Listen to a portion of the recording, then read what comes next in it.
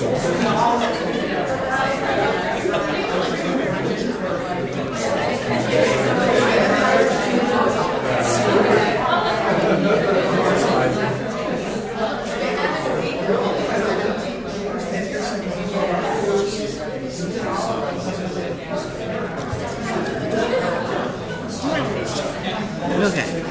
guy is here. He's like, right, give him a high sign.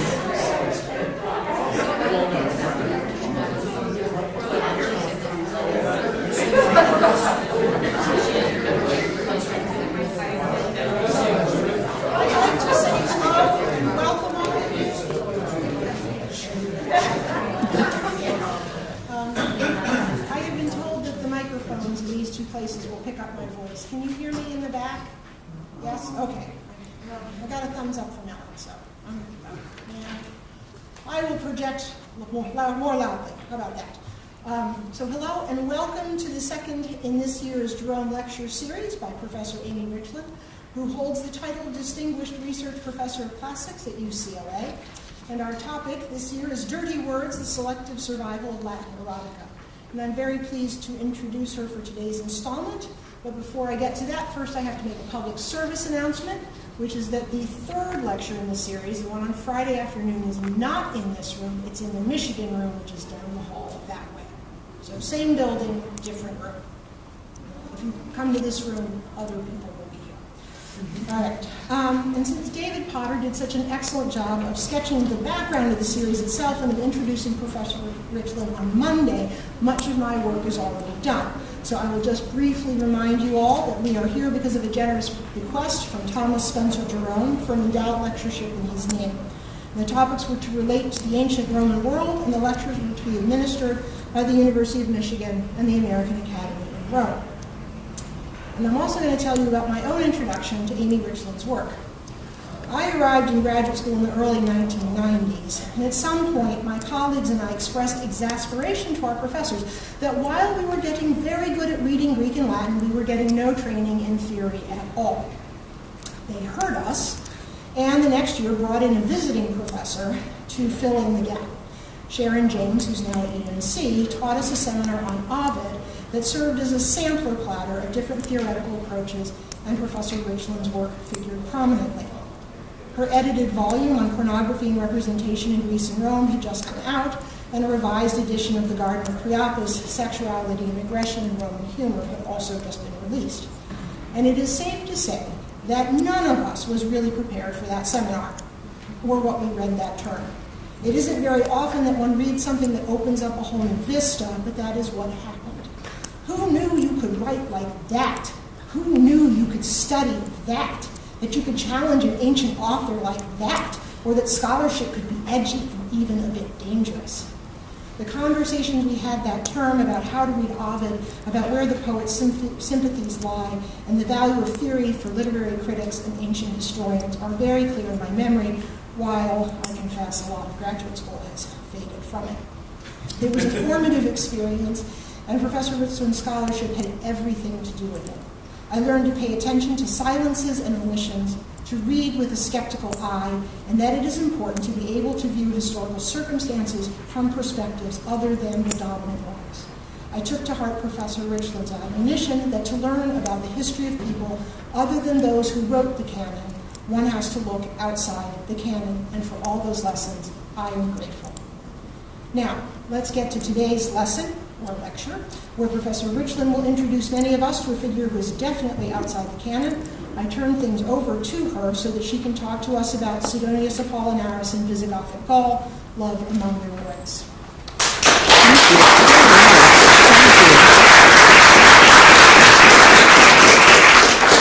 Thank you, Celia. I didn't know that about Sharon coming in, and really I'm honored to hear that I was an influence on you at that time. Anyway, it's great to be back. I want to give a shout out to those who are tuned into the live stream. Please do email me if you have any questions. So when last we met, we were looking at what happened to pederastic discourse in the Western Empire as it turned into Christendom and the province of Gaul broke apart into kingdoms. Today I'm going to zoom in on my favorite figure from this period, the wonderful Sidonius Apollinaris. And I have to say that he's definitely not on the graduate reading list, I bet. But wait till you see what he's like. He has many, many charms. He's going through a scholarly boom right now. As you'll see on the bibliography, a lot of stuff on there is 2020 and later. And I neglected to put C.E. Stevens on the list, I'm sorry to say, but this first citation comes actually from the 1930s. Okay, so Sidonius's biographer, C.E. Stevens, places him at the edge of the end. We see in him the last product of the classical education, the last representative of the educated Roman aristocracy. Yet, like Ausonius, he would not go all the way with classical literature, indeed stopping shorter than Ausonius did, and he has a great deal to say about his divided mind. The younger Pliny was his great model, and his own letters are full of poems, but there's nothing like Pliny's poem about Tiro that we saw last time, while the slaves at Sidonius's villa are more invisible even than the ones in Pliny's. In his letters and poems, we see like an after-image the space where pederasty used to be. In many ways, Sidonius Apollinaris is better qualified for readers' attention than Pliny, who's so much better known. Born around 430 in Lyon, Gaius Saulius Apollinaris Sidonius, addressed by his friends, or so he says in his letters, as Sauli, lived a life whose narrative arc makes Pliny's look flat. If Pliny was rich, Sidonius was richer. The description of his swimming pool trumps Pliny's, although he had friends with even bigger swimming pools. If Pliny corresponded with an emperor, Sidonius married an emperor's daughter. If Pliny delivered a panegyric for his emperor and became governor of Bithynia, Sidonius delivered 3 panegyrics for 3 different emperors, after the last of which he became praefectus urbi in the city of Rome, the acme of an elite career in his day.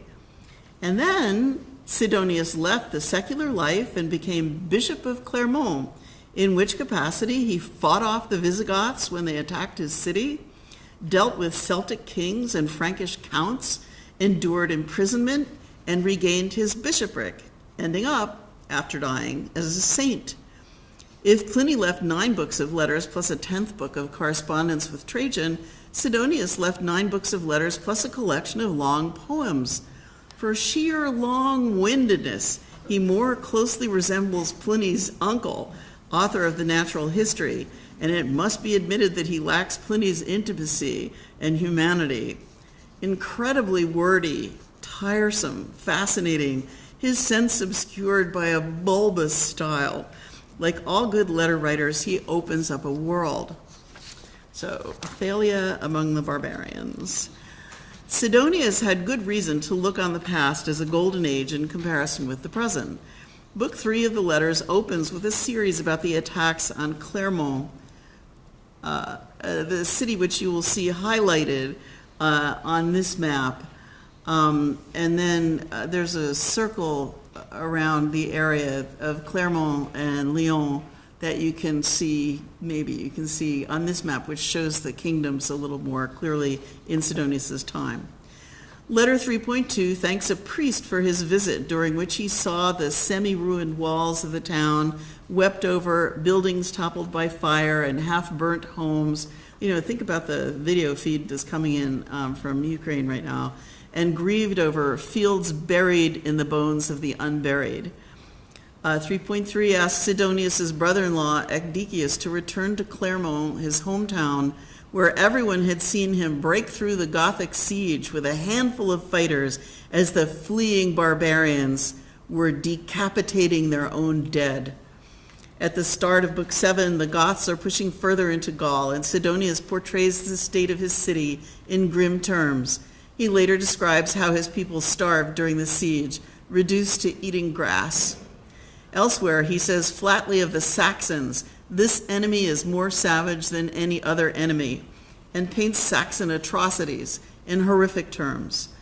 This situation explains the urgency of Sidonius's often expressed feeling that it is crucial to keep the old literature alive, a lifeline to the past. Although, mind you, his choice of classical models is often surprising. The importance of Catullus, of all people, to Sidonius's poetic style is suggested by the envoy to his book of poems, which begins, and this is number 1 on your handout. And once again, I'm going to have the translations on the screen and the Latin on the handout. All right, so actually, but I haven't come to the part on the screen yet. Okay, so the envoy to Sidonius's book of poems begins Egressus foribus meis libella, which, as you probably recognize, is an echo of the first line of Catullus's book, Qui dono lepidum novum libellum.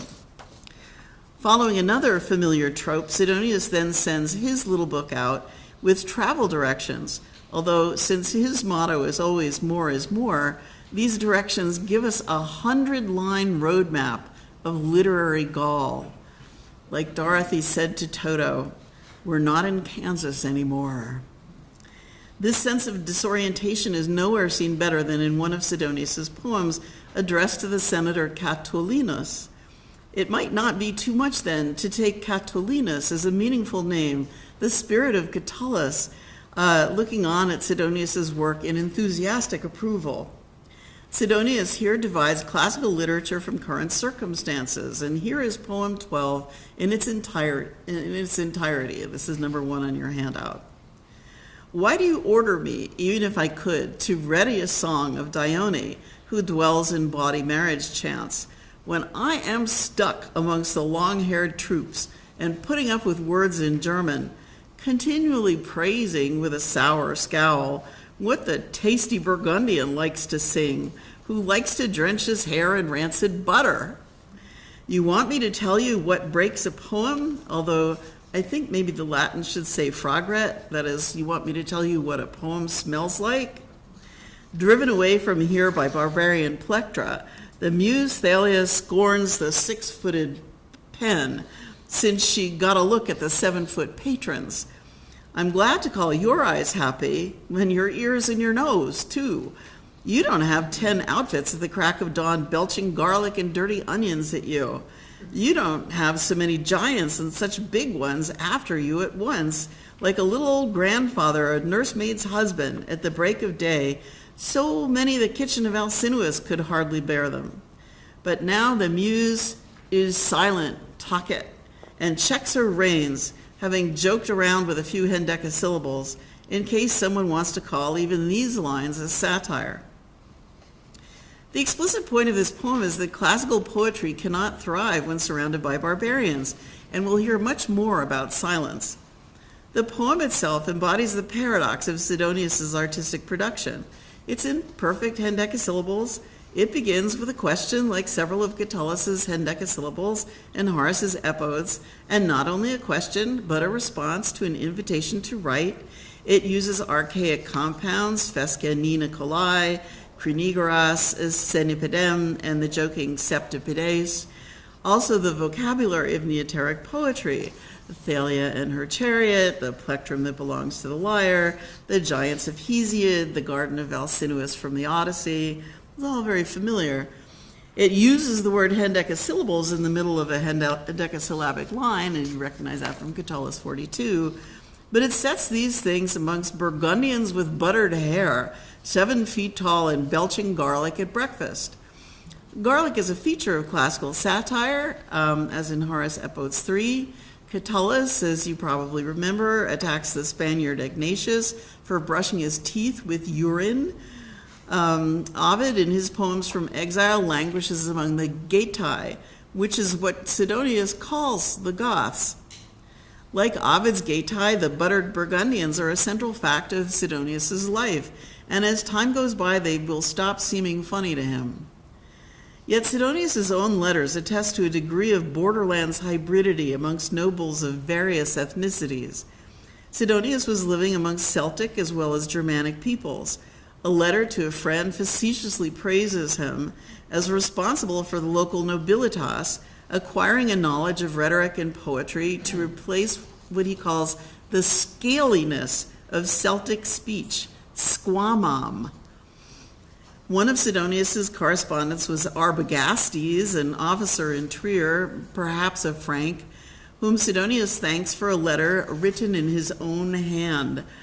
It is in this thank you letter of Sidonius's that Sidonius, drawing a lengthy contrast between Roman and barbarian speech, famously says that the educated are to the illiterate as human beings are to beasts. And this is number 2 on your handout. He praises the sophisticated style with which you most wittily pretend you are being clumsy in eptera, a verb we've seen before. And having taken your fill from the spring of Roman eloquence, although a drinker of the Moselle, you belch the Tiber. Though a neighbor of barbarians, yet you are a stranger to barbarisms, and equal to the ancient leaders in both tongue and hand, but to those leaders whose right hand habitually handled the pen no less than the sword. Wherefore, the grand processional of Roman speech, if it still exists anywhere, long exiled from the Belgic lands and the Rhine lands, stays on in you, and as long as you are safe and go on speaking, even if along the borderlands the Latin laws have passed away, Latin words do not waver. For which reason, giving you back a hello in my turn, I rejoice enormously that at least in your illustrious heart there have remained these traces of our disappearing letters. If you keep them up with frequent reading, you will understand more each day that the educated take precedence of oafs to the same degree as human beings stand superior to beasts. Sidonius here pays this powerful man an extraordinarily left-handed compliment, imbued with contempt for all non-Roman speech and speakers. Latin literature here is simultaneously great and endangered, surviving and vanishing, hanging on when its system of social support, Roman law, and the barricades of the Roman Empire is already on the way out. Arbogastes is at once privileged by Sidonius among all around him and patronized, told to keep doing his homework, and the prize will be an understanding that those without a knowledge of Latin literature are on a par with animals. As will be seen, Sidonius repeats this idea. The fact that Arbogastes has written to ask him for some spiritual pages serves as another reminder that Sidonius's attitude on this point was as endangered as Latin literature. It could not really be a tenable position for a bishop. In general, Sidonius sees in the Goths and other Germanic tribes the doom of the Latin language and the death of Latin literature.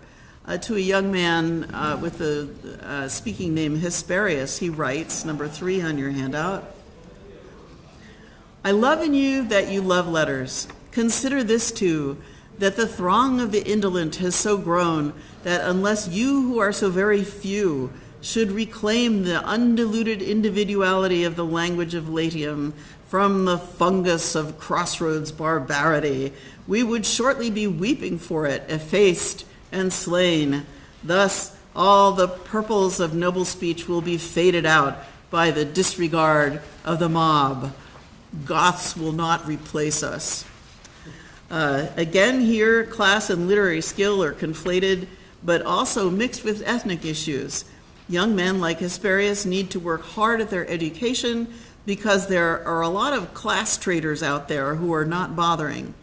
The streets, meanwhile, are full of barbarians. And what about Christianity? Sometimes, though not often, Sidonius explicitly treats his literary heritage as triple, Greek, Roman, and Christian. In his friend's library, books by Christian writers are juxtaposed with classics. Origen is shelved next to Cicero. But the distinction is there to be drawn, and there's a sense of conflicted hybridity. After all, Christian works are in Greek and Latin and written by Greeks and Romans. Why isn't it all a continuity? Sidonius still wants it to be a continuity.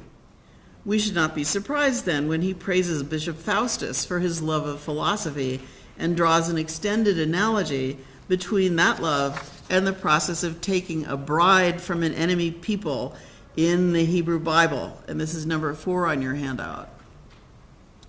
Therefore, Endowed as you are with this dowry of mind and education, Lord Bishop, you have joined to yourself a beautiful woman, but one wedded according to the rules specified by Deuteronomy, a woman whom you, still a youth, spied out among the enemy squadrons, and there in the hostile battle line she became your beloved. Nothing daunted by the warriors who blocked you, you snatched her away with the conquering arm of desire. Philosophia, taken by force from the ranks of impious arts, with her head shaved of its superfluous superstitions, and her eyebrows shaved of their worldly wisdom, and the wrinkles of her outward clothing cut off, that is, the coils of sad dialectic that veil false and forbidden morals. Now, cleansed of her sludge, defecata, she has joined her limbs with you in a spiritual embrace. And if anyone challenges you because you have coupled yourself to her in matrimony, he will know that the Academy of Plato is a soldier of Christ's church and that you are a philosopher in a nobler way. As we'll see next time, this striking image is not original to Sidonius. Yet it's interesting that in his own programmatic letter, 1.1, Sidonius says to his addressee that he herewith submits his own letters de fecundas ut aiunt limandasque, to be cleansed of sludge, as they say, and to be trimmed with the file. Now, this is part of the conventional process whereby writers like Pliny or Sidonius circulate their writings for critique by their fellow literati. It's kind of like giving a lecture. Ausonius promises to do the work himself, limabo, he says. The profession that they are so doing is part of the presentation of the piece. The metaphor of the file goes back to Cicero, to Horace's Ars Poetica, and more pertinently here to the opening of Pliny's letter book. The metaphor of sludge is less usual. Facies are literally the lees of wine, but the word is commonly used in Latin as a strongly derogatory term. For example, the xenophobic speaker in Juvenal's third satire uses facies to sum up the scum who crowd his Rome. What Sidonius seems to be doing then is assimilating the making of a Christian philosophy to the time-honored ut aiunt practices of literary criticism.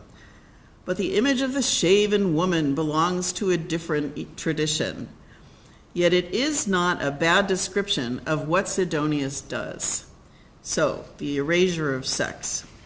We saw in the last lecture that Pliny, Sidonius's role model, wrote erotic poetry about boys, or rather, we saw that he wrote a letter incorporating a poem claiming that, just as Cicero wrote a love poem about Tiro, he sees no reason why he should not do the same. So this is a poem in a letter about a poem that inspires a poem, not the poem itself. So this is a prime example of retrosexuality. Pliny does claim elsewhere that he likes to write erotic verse. Sidonius, however, will do no such thing. As we've seen, he does like hendecasyllables. Poem 23 in 512 hendecasyllabic lines ranks its addressee better than the best in every category, kind of like Cole Porter's song, You're the Top, only much, much longer. So the poem incorporates a list of writers, among them Petronius, who is here associated with Priapus, Ovid, and Martial. The contents of this long poem might be called an anti-catalog, a concept important for a writer who wishes simultaneously to flourish and reinvent the past. There's an even longer one in poem 9, also in hendecasyllables. Well, it's so typical of Sidonius that he does this not once but twice. Then there's more.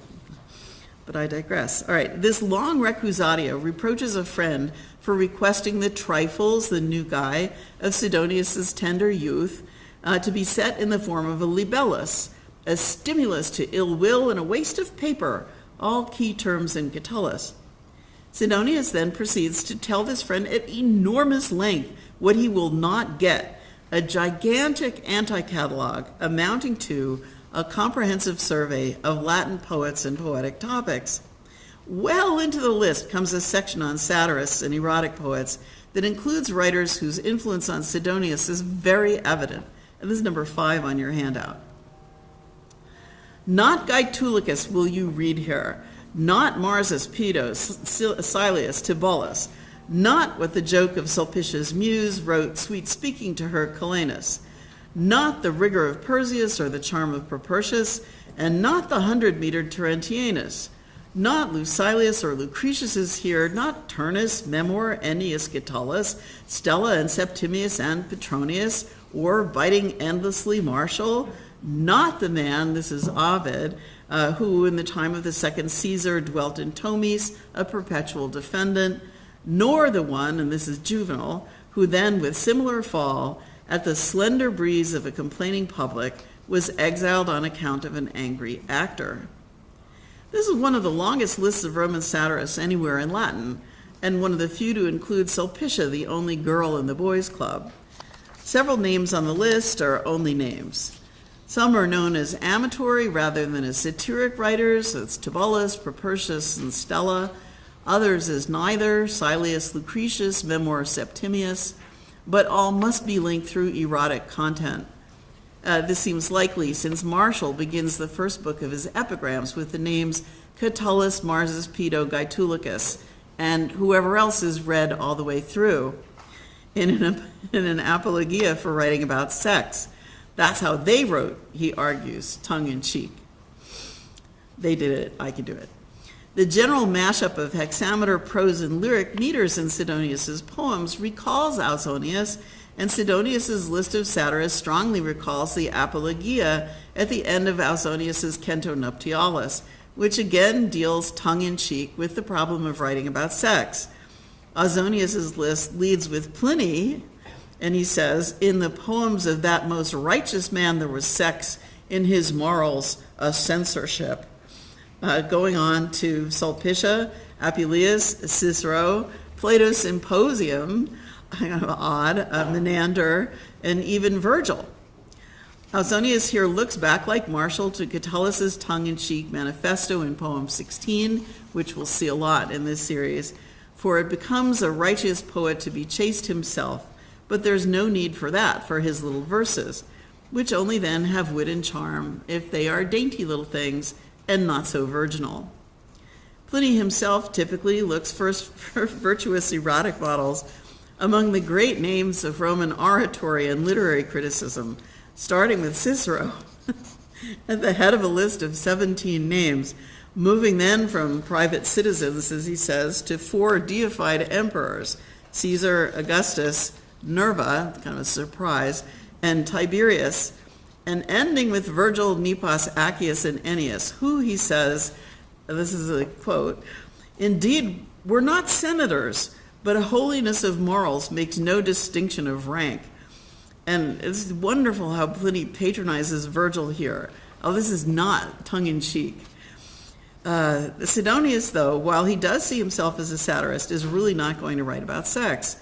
Sex will be conspicuous by its absence from his work.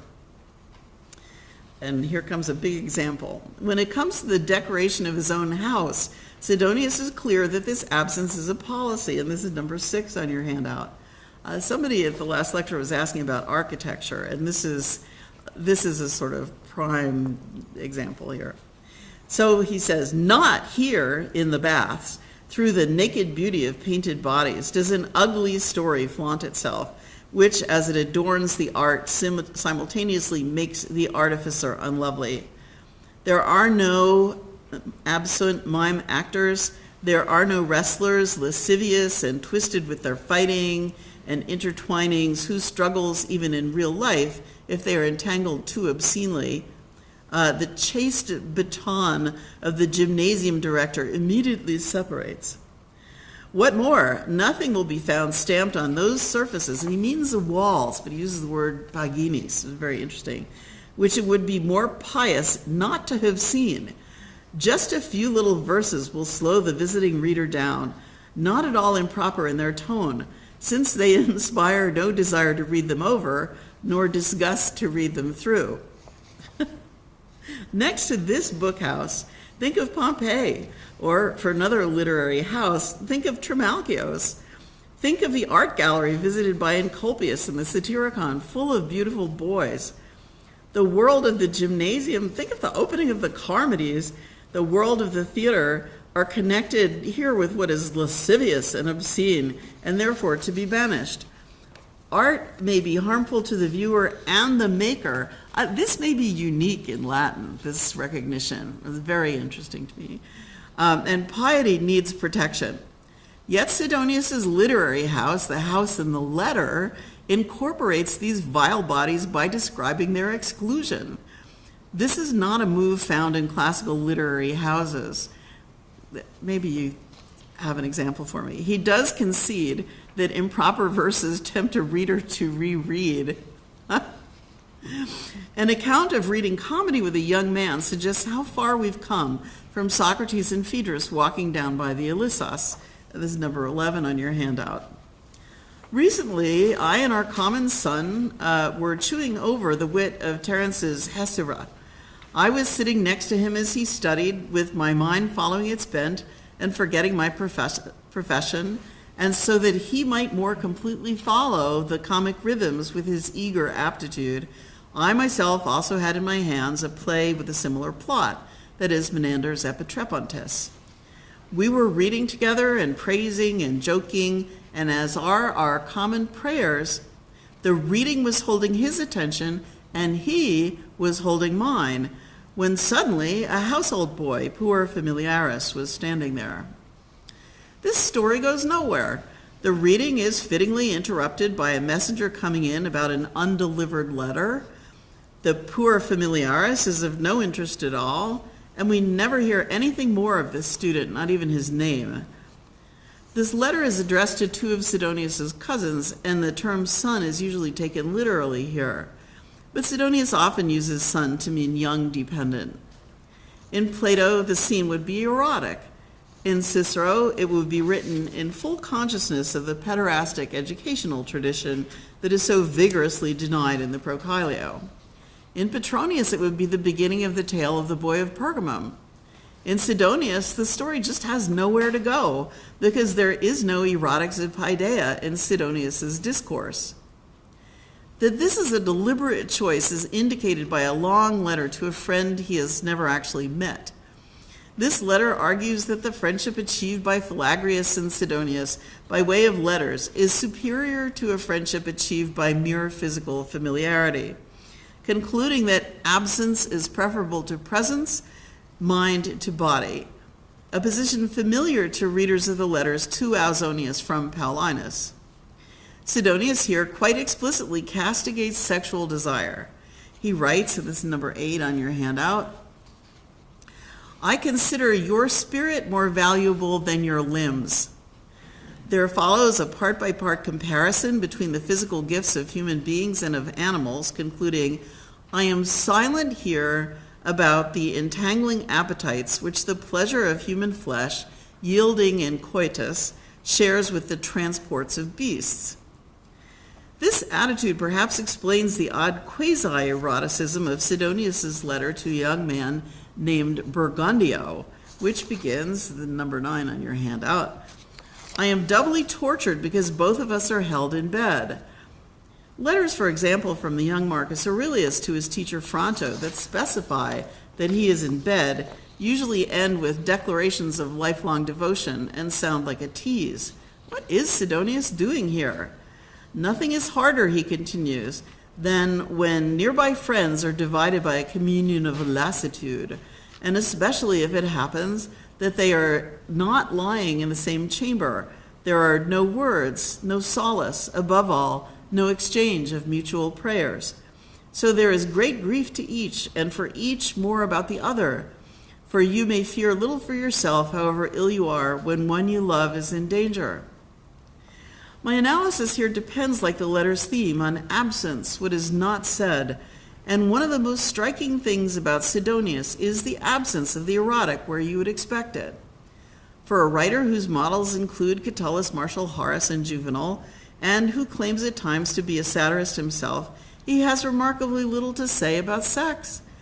It is, of course, possible that Sidonius was already reading from a bowdlerized text an anthology picking only the purest blooms, or that he was skipping, reading selectively, as readers did in the 19th and most of the 20th century. I cannot help feeling that he must have known what he was doing. I am silent here about entangling appetites, as he says to Philagrius. Nowhere does this come closer to a tease than in a reminiscent letter about a hot summer evening when Sidonius amuses himself by playing ball with some students. So platonic, so Petronian. He is writing to the son-in-law of his friend Philomatheus, the point being that neither Sidonius nor Philomatheus could keep up with the game. The two men sit out together, and as Philomatheus sweats and puffs, Sidonius writes a poem in honor of the towel that Philomatheus is wiping his face with. And this is number 10 on your handout. In early dawn, or when the steaming baths call for it, or when his forehead drips hot from the hunt, let beautiful Philomatheus coddle his wet face with this, so the dew may move from his face to the thirsty towel. This send-up is at least a faint gesture towards the classical praise of the beautiful athlete. In this scene, Socrates is in the gymnasium with the ephebes, but the specular eye is turned on him, not on them. But once, long ago, in his wild youth, just as Sidonius uses the recusatio to make sure he includes what he claims to be leaving out, so he uses his own past to admit to behavior he now rejects. Near the end of the last letter book, he rambles into a poem he says he wrote 20 years previously in the time of the Emperor Barbarian, around 461 CE, so he would have been about 30, which was Catullus' age when he died. At the end of the letter, he will exclaim in faux dismay, "Oh, while I'm looking for something for you to sing, I have sung." And he claims that he dragged these nugae, these trifles, into the light, quote, "from the very bottom of my book box, full of holes from the mice, such as Ulysses might have found when he came home." This is an image picked up from Horace by a whole chain of poets, although the move itself most closely resembles Ausonius. His pose dissociates the poem as object from the current Sidonius, displacing responsibility for it onto his addressee, the convivial context, the emperor, the past, the mythological past, and the satirical box with its vulgar mice. Anywhere but here. This is a magician's poem. A magician's pose. Watch me pull nothing out of my hat. Look, it's invisible. He also goes to some trouble to set up the putative original circumstances of production for the poem. It comes out of a contest in impromptu composition. This contest took place at an august dinner party in the best company, and his addressee is to enjoy the poem when he is entirely indulging in leisure. There follows a poem of 120 lines in Anacreontic meter. Anacreontics, very naughty. We heard about this last time. And indeed, Sidonius' party partakes of all the elements he has been saying he wants nothing to do with. The poem casts praise of a book by Petrus, the emperor's master of letters, literarum, which is to be read at this dinner, addresses young men, and immediately plunges into a description not of the book, but of the dinner party, a dutiful feast of letters, pia festa literarum, in line 10. And here follow almost all the trappings of a classical dinner party, everything but boys. Unguents and perfumes and garlands flow like water, there are dancing girls, and the guests themselves form a gender-bending conga line, and this is item 11A on your handout. It's fun, too, with wandering twirls, to yield our buckling limbs to play, to imitate even trembling with foot, dress, voice, bacchantes. Now, the word order of the last two lines in the translation translates something of the way the Latin conveys rapture through syntax. The word trembling ambiguously describes the dancing men and or the Bacchic women they imitate. And let's see, and I'm just going to read the Latin here so you can hear what it sounds like. And this is the Latin from the 11a on your handout. Juaret vago rotatu darafracta membra ludo simulare vel trementes per vesta voca bacchas. Right? You can see them dancing around the room. Okay, it's got a good beat. So the meter of this poem, rare and extant classical Latin poetry, has connotations of its own. The anacreontic meter is among the Ionic meters associated in literature with sexy dancing on the coast of Asia Minor, while the poet Anacreon himself stands for drunken partying and the love of boys. The tone of the meter can be gathered from remarks by the Latin grammarians, whose quotations and observations span a timeless literature land.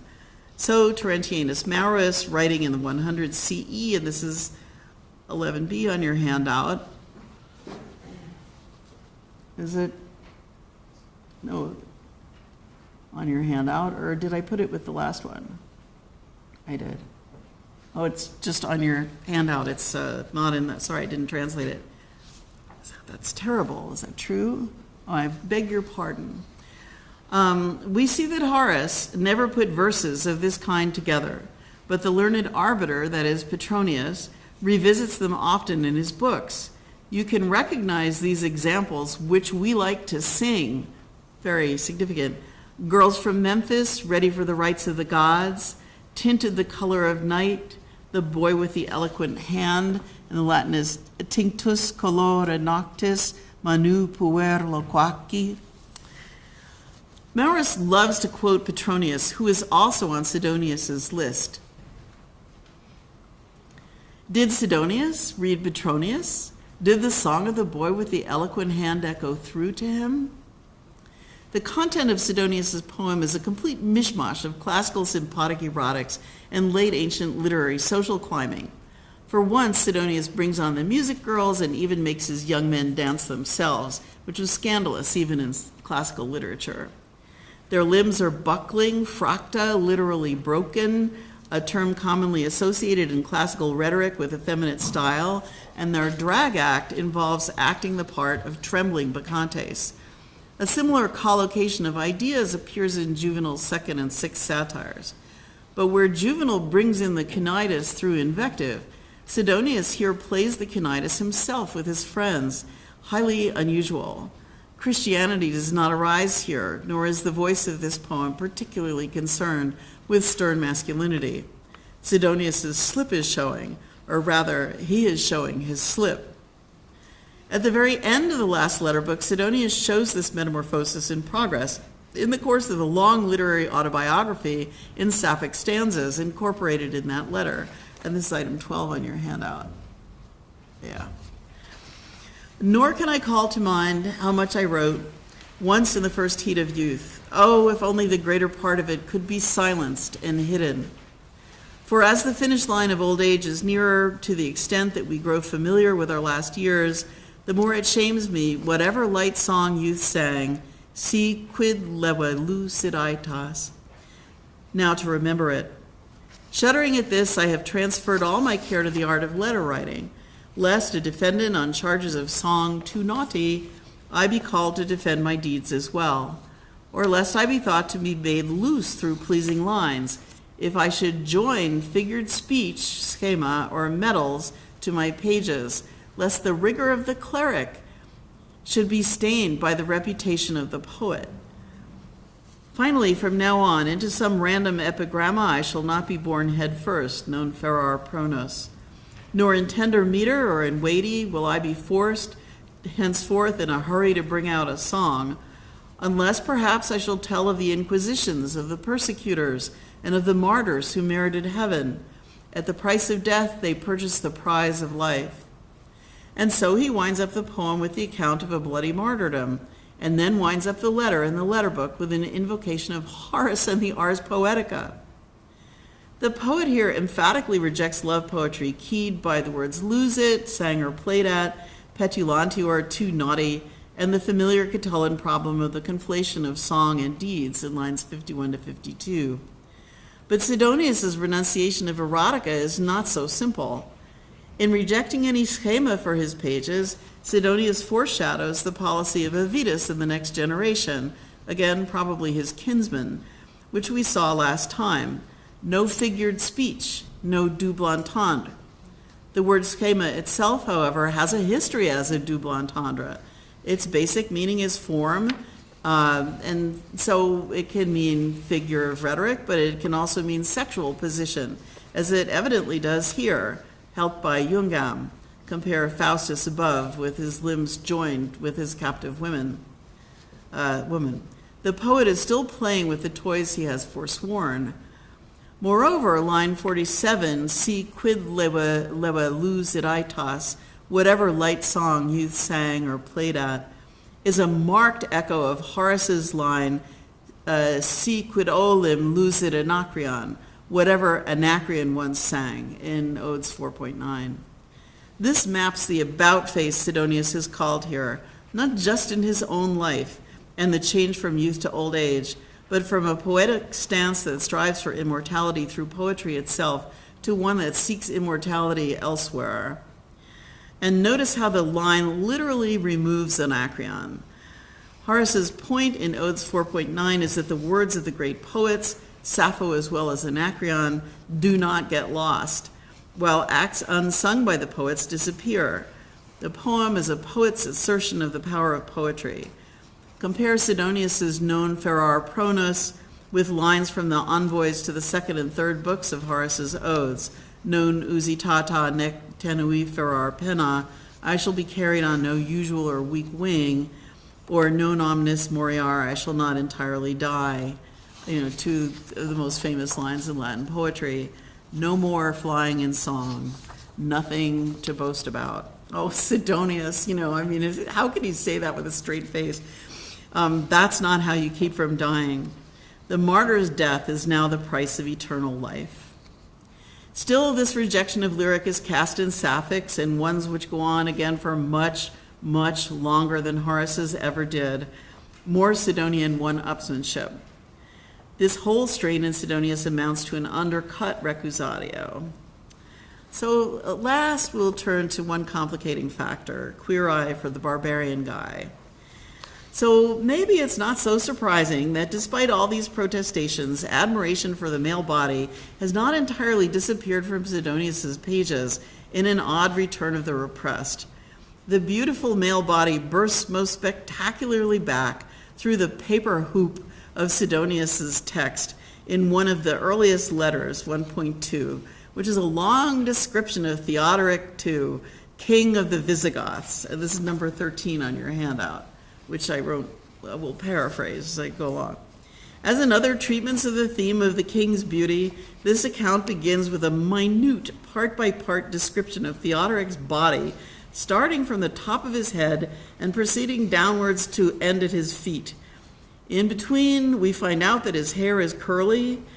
If his eyelids are turned down, the tips of his eyelashes reach almost to the middle of his cheeks. His ears are concealed, which turns out to be a significant Gothic practice. His nose is most charmingly aquiline. His lips are delicate. His mustache is trimmed daily. The barber sees to it that his cheeks are plucked as clean as those of a boy just taking up the toga virilis. His skin is milky, and if you look at it closely, it is suffused with a youthful blush, caused not by anger, but by modesty, verecundia. His shoulders are smoothly molded. His biceps are strong. His arms are hard. His hands are broad. His spine makes a furrow down his back between the bulges of his ribs. His flanks are knotty with bulging muscles. Vigor rules in his belted loins. His thigh is horn-like. The backs of his knees, his internodia, are very masculine. This is an elusive switch on Ovid's Metamorphoses, where the internodia belong to one of the sons of Niobe, or Malia, soft and tender. And swelling calves support Theodoric's lower legs. Sidonius, in short, takes a good look, and in the rest of the letter lets it be understood that he has had plenty of chances to do so while hunting, and especially while playing board games with Theodoric. Strip backgammon, I guess it was. A lengthy section is devoted to a description of Theodoric's tactics in a game like backgammon. He plays in a most warrior-like manner, and Sidonius likes to let him win so that he can gain some object. Feliciter vincor, he says, I am happy to be conquered. Theodoric is not unique in Sidonius's gallery. Even in the midst of a bizarre description of the Huns, which really pushes Orientalizing farther than I would care to go right now, anyway. Apart from their faces, the rest of these men is beautiful. Their chests stand enormous, their shoulders remarkable, their belly belted under their loins. This butch aesthetic also informed Sidonius's word painting of the arrival of the royal youth Sigismund and his entourage. This is number 14 on your handout. The specularization of Sigismund is presented by Sidonius to his friend Domnicius, a fellow party guest at that bacchanalian dinner. So it's presented as a pleasure, a voluptatem, for someone who, quote, likes to look at arms and armed men. Think back to the Historia Augusta in the last lecture, with its picture of the becoming armor of the young emperor. Sidonius ends the letter by looking with desire.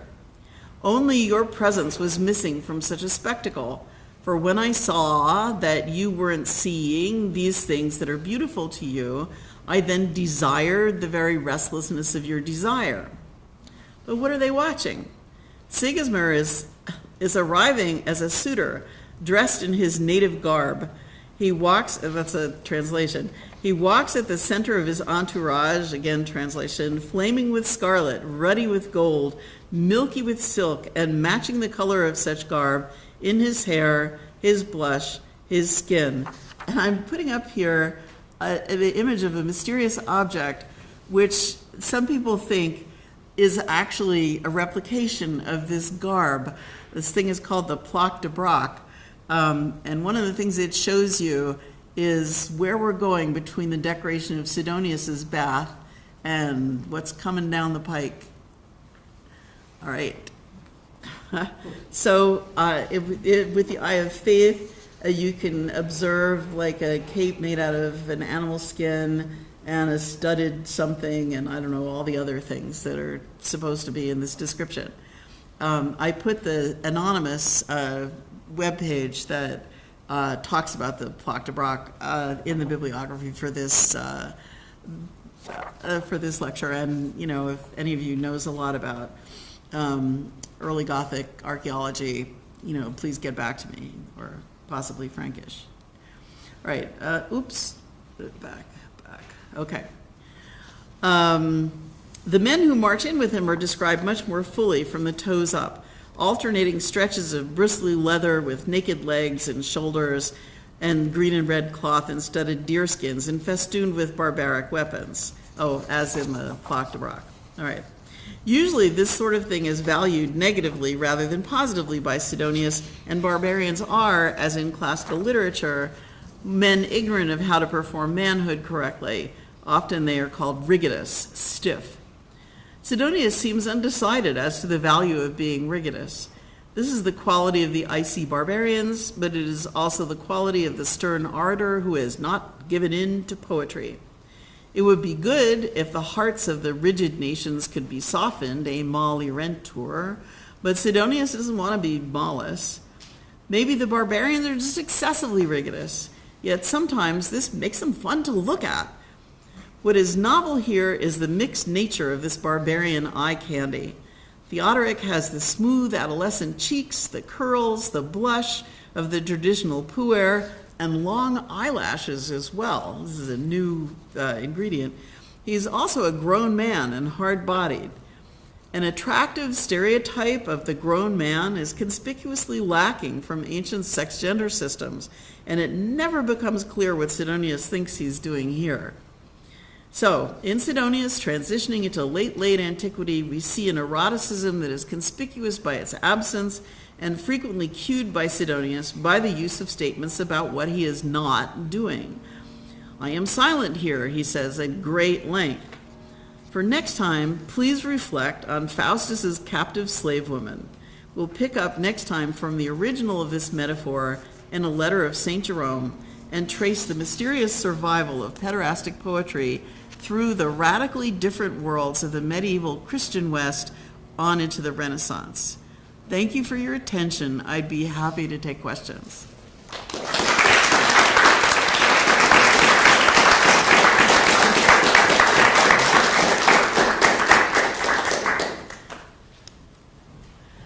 So I must say you've been very patient with Sidonius, who's not like an easy author.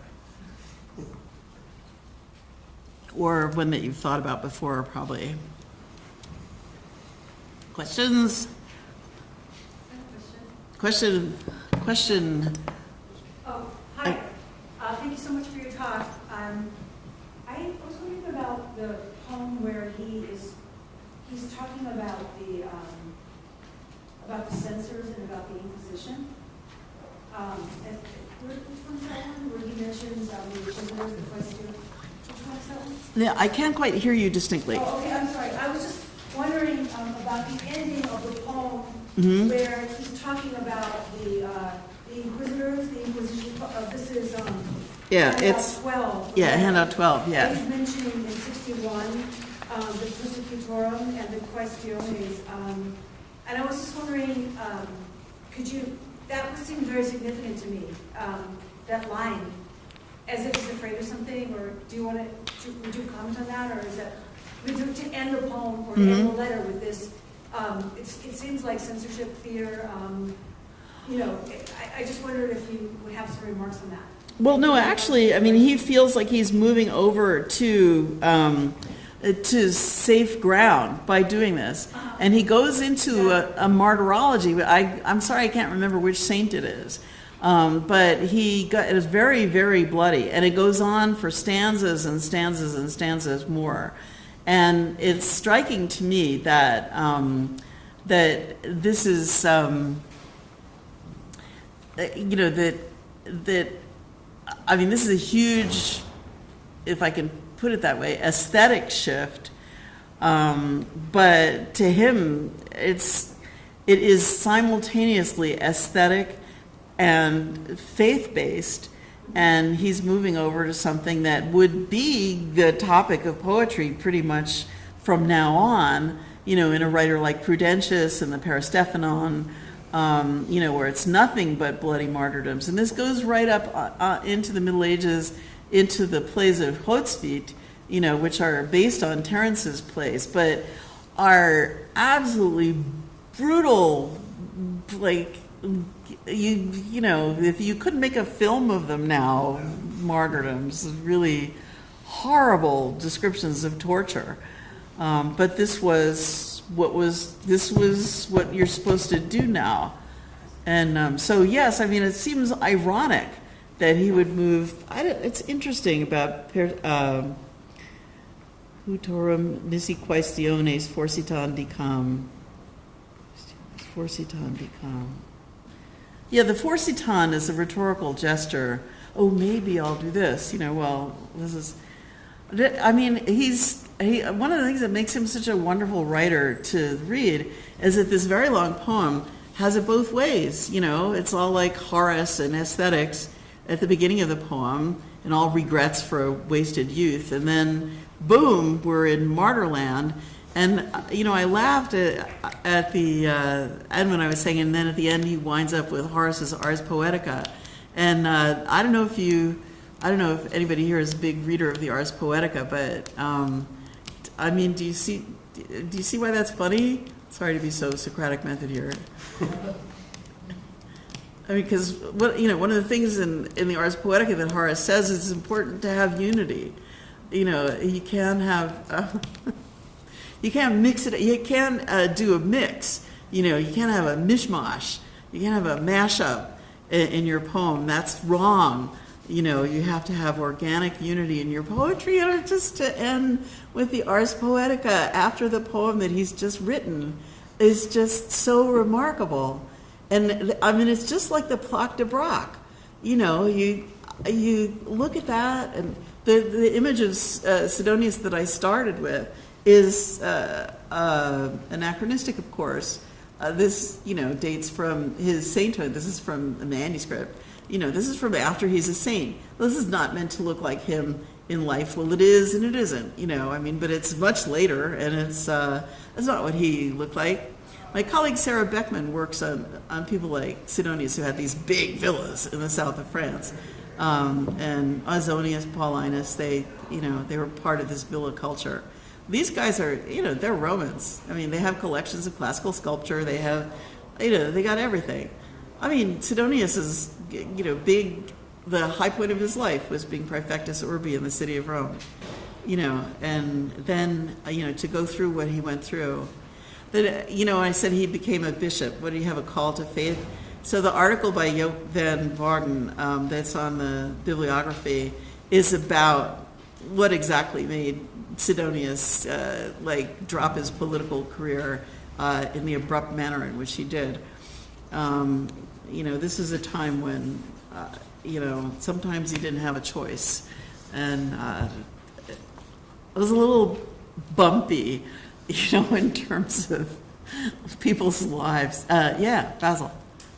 So I'm just wondering then about what we can reconstruct about the persistence of actual pederasty. So this is a guy with a Roman lifestyle. Yeah. So can we discern much about that? Well, so this is, the thing that really tantalizes me, the passage from Salvian that I read last time.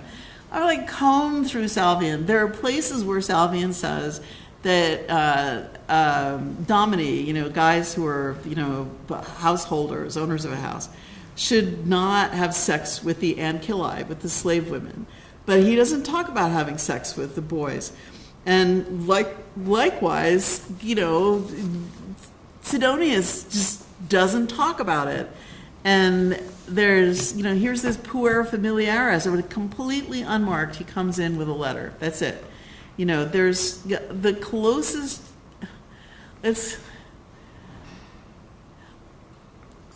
it goes underground, I don't know, it becomes invisible, it disappears from discourse. One of the big questions that I'm dealing with in this project is the relation between discourse and behavior, and discourse and desire, and what's conceivable. And, just because it disappears from discourse, does that mean it wasn't happening anymore? They're still slaves. There's definitely still prostitution. It's, Ausonius just hints about it, but yeah, continue. Well, and then if we're dealing with a kind of a decorousness about it, what, I'm eager to hear you say more about Christianity. What aspects of Christianity are we really, do we really imagine are driving that, change in attitude? I can't quite get that. Yeah, right. Well, so what did the church think about it? So there was a council in Elvira. So I have a student, Henry Gruber, who writes about Spain and Gaul in this period. And there's a council of bishops at Elvira in Spain that famously says no boys. But one of the problems with these councils in this period is to figure out really how far their span of influence was. A little bit like rabbis in the same period. It's oh, well, you can read the Talmud, you see what they said, but who was paying attention? And how far does this penetrate into parish work, as it were? So yeah, the Elvira thing is often pulled out. When it comes, I'm always at one point in the gigantic manuscript that this is carved out of, I said, if you see a train going into a tunnel in a mountain, and you see the train come out the other side of the mountain, is it the same train? And I don't, there's nothing to map your course by between Sidonius and about the 900s. It's that's 500 years. And I wish I knew. I wish I could pull a rabbit out of my hat here. That's why I've been looking and looking and looking, you know. But the first place that people talk about is the penitentials, but the oldest one, at least, that I've been looking at is, I'm going to show you that next time. It's from the late 900s, I think, early ones. So I don't know. I can't.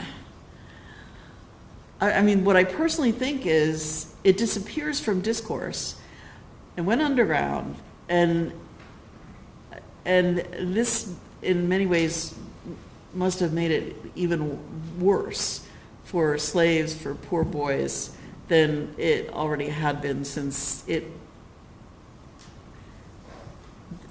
element of secrecy enters into it, secrecy and suppression enters into it. You know, all right, maybe it was there before. Well, it was there before. The thing is, you were supposed to not mess around with free boys. But it's clear, you know, in that article that I wrote, Boy Love and Child Love, that in fact that's just a fiction. You know, it's silly. I mean, yeah, it was illegal, and yeah, you would get in trouble. But there's plenty of gossip.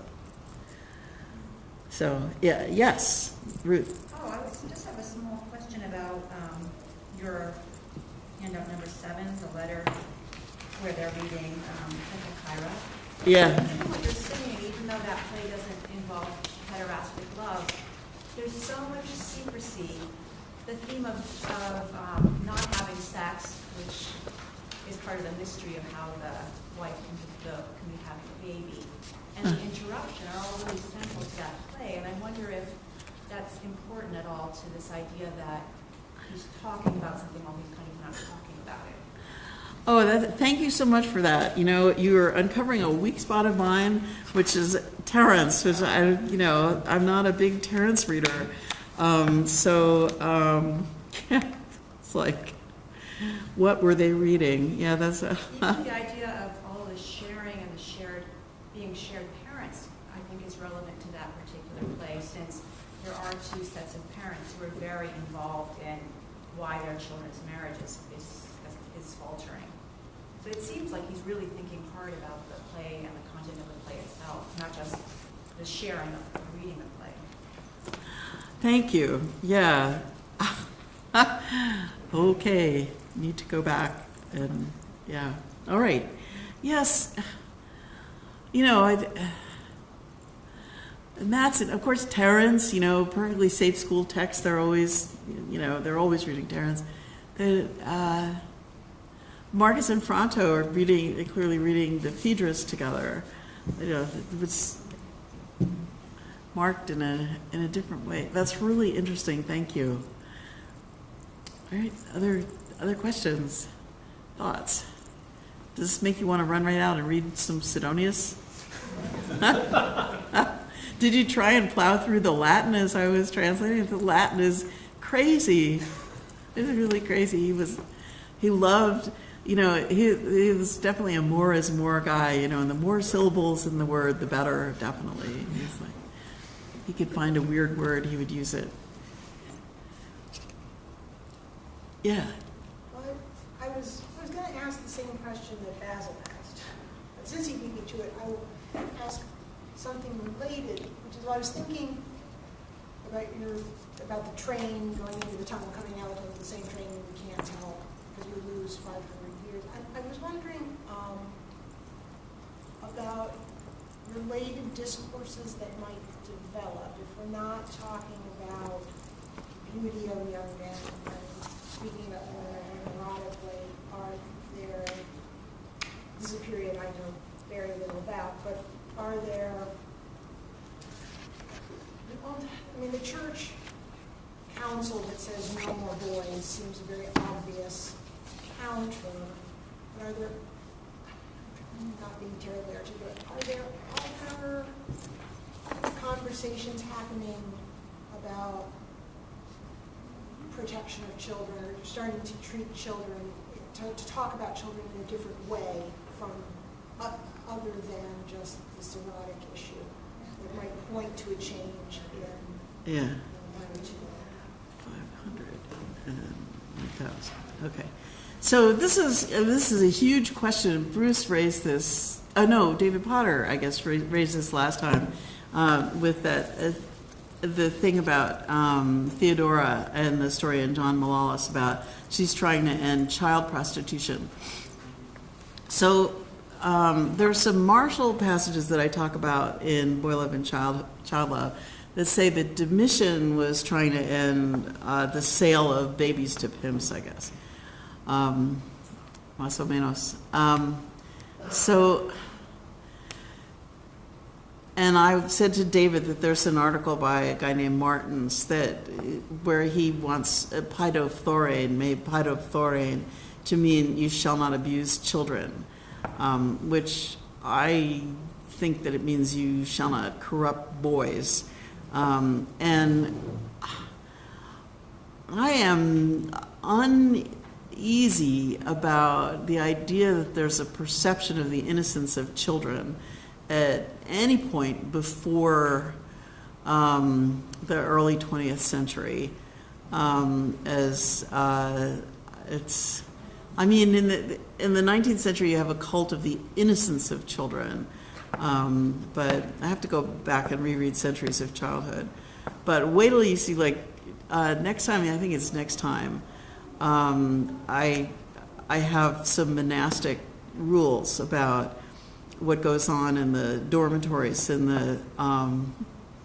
that are horrifying, truly horrifying. Basically, the idea is that that children are inherently sinful and that they are tempting, inherently tempting, and that they're like likened to Eve, you know, and women, you know, like that they're asking for it.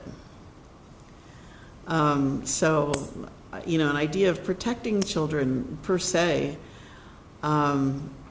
well, I haven't been persuaded by that as yet. Do you have something in mind? No, I don't. I was just trying to think about how you could get at to get at the reality, and maybe there are other conversations going on that are not right on the topic but close, and maybe that would let you get at some kind of idea. Because of course the council doesn't need to make the rule if there isn't a problem, right? And it's buried too. I mean, it's not like in the top 10 bad things we're worried about.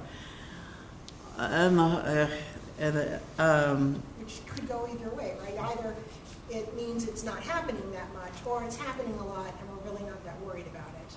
If it's not in the top 10 things we're worried about. One place I haven't looked, and hang on just 1 second, is in the Germanic law codes from this period. I have not gone in there to see what, if anything, they say about prostitution. Because one of the things about the abuse of household slaves, Toff Marshall has an excellent article on the sexual use of household slaves. It came out in Helios a couple of years ago. And his point is that, you know, to be a household slave was to be a sex slave. I mean, it was just like part of the deal. So that you're it's not that you never are going to see people say, well, you're not allowed to do that, because you were by law. But Kyle Harper's, actually much of Kyle Harper's book is devoted to accounts from bishops in the Eastern Mediterranean who are saying just that. Leave your household slaves alone, female household slaves alone, you know, have sex with your wife, that's it. Having sex is bad enough, you know, in itself. You know, you don't. All right, and Bruce, there's a question behind you that I want to go to. Oh my God, really quickly. I believe it's in St. Augustine. There is this interesting passage with the explosion of personifications around early childhood, where there's like all these like personified deities that you can speak to at like first words, at teething and other things. That's like different from earlier kind of conceptions of infancy.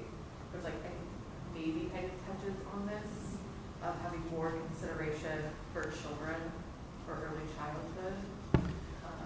Well, do you mean the part in the City of God where he talks about all these gods that the Romans had for this, that, and the other thing? Potentially, yeah. I was looking at it for a different, very different research question, but I just remember it's far more developed in like all these touch points of very early childhood. Well, this is Celia's department. All this stuff is stuff he's complaining about that was part of traditional Roman religion, this compartmentalization of gods for teething, gods for this, gods for that. And I've written about this and you've written about this, about kind of women's religion, Celia, a lot about this, women's religion issues in traditional Roman religion. Now, Jim O'Donnell has just been emailing me like a lot about Augustine's concubine, mother of his son, and her status. Like, was it essentially, was the child a child of rape? Would you say this was a child of rape? For which I don't have a good answer because I don't know enough about Augustine. So that's actually where I thought you were going, because I've been hearing about it in my inbox on a daily basis. Anyway, but an explosion of interest in childhood. And apart from Suffer the Little Children, I think I talked last time about Caroline Schroeder's book on children in early monasticism. This is a very good book. And that, I think you might find an answer to your question in there. But I'll be talking about this next time. I mean, what comes up there is the practice of leaving children as oblates in monasteries. This was it's not really so good for the children. It didn't work out so well for them. But anyway, but I don't have a very good answer for you, I'm afraid. Yeah, Bruce, did you have a question? I was just going to say, when the Roman lawyers come to articulate the legitimate grounds for seeking a divorce from your spouse, neither spousal abuse nor child abuse is given as a reason, as a legitimate reason, which is a silence that's on that, for instance, mental cruelty doesn't figure at all. But even physical violence does not figure as a reason in itself, whereas adultery does, for instance. And that sort of, these rules don't come up in classical law, but they come in late imperial law. Yeah. When divorce becomes more associated with Christian values, but the silence there is really quite extraordinary, I think. Yeah, it was under the radar, I think. I think that must be right. It's said that child abuse doesn't become an issue in the law until the middle of the 19th century. Well, that sounds right to me. I was like, what? Yeah, but I mean, it's obvious that that's just simply the failure to recognize this as a phenomenon that can be described. Yeah. No, I think that's right. I think that children are so much like part of their parents, but especially their father's flesh, that it would be like, prosecuting somebody for, for cutting themselves, like, well, it's your body, it's your child, like that would, I don't know if it's hard to, absence of evidence is not evidence of absence is a big principle here. And of course the family of St. Augustine is a prime example, is at least, there is some record that St. Augustine's father was beating up St. Monica. And so,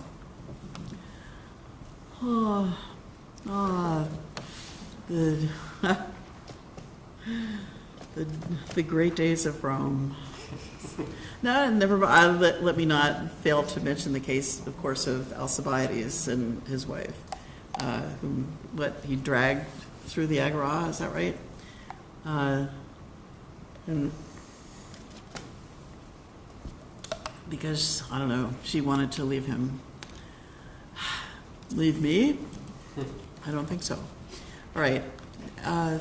Now, I'm sure that in the studio audience, if any will, or rather the long-distance audience will email me to correct me on all these points, I'm sure.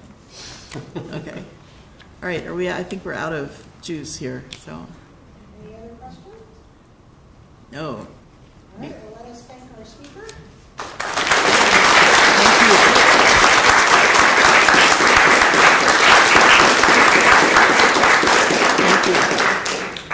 Thank you.